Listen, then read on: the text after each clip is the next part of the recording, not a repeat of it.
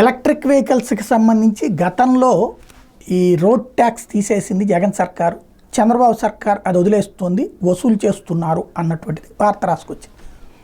ఇందులో అసలు పాయింట్ ఏంటంటే రెండు రకాల ఎలక్ట్రిక్ వెహికల్స్, ఒకటి 4 వీలర్స్, రెండోది 2 వీలర్స్. 4 వీలర్స్ అయితే వైఎస్ఆర్ కాంగ్రెస్ పార్టీ హయాంలో కూడా రోడ్ ట్యాక్స్ వసూలు చేశారు. నేను ఈ విషయం ఇప్పుడుగా చెప్పింది దాదాపు ఏడాదిన్నర క్రితం ప్రస్తావించాను. ఎందుకంటే ఒక వెహికల్కి 1,50,000 నుంచి 2.5 లక్షల రూపాయలు ఈ ట్యాక్స్ పడుతుంది.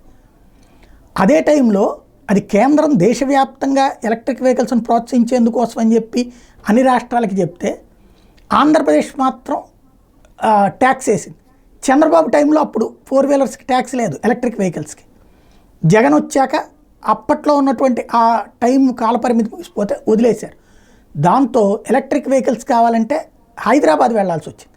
చివరికి వీళ్ళు ఎట్లాంటి పని చేశారంటే హైదరాబాద్లో ఉన్నటువంటి ఎలక్ట్రిక్ వెహికల్స్ అమ్మే షోరూమ్ల వాళ్ళతో చెప్పి ఆంధ్ర ఆధార్ కార్డుతో ఎవరన్నా అక్కడ కొంటానంటే కొన్నివ్వబాకండి అని చెప్పారు. అంత స్థాయిలో ఇబ్బంది పెట్టారంటే డబ్బులు ఇక్కడ సంపాదించుకోవడానికి. ఇక్కడ ఏ షోరూమ్కి వెళ్ళినా అదే చెప్పేవాళ్ళని. ఆ తర్వాత 2 వీలర్కి వచ్చేటప్పటికి ఎలక్ట్రిక్ వెహికల్స్కి సంబంధించి ఏమన్నా ఇచ్చారేమో నాకైతే తెలియదు, ఎగ్జామ్షన్. వీళ్ళు మాత్రం ఎలక్ట్రిక్ వెహికల్స్కి చంద్రబాబు నాయుడు బ్యాండ్ పెట్టారు, ట్యాక్స్ వసూలు చేస్తున్నారని మాత్రం రాసుకొచ్చారు.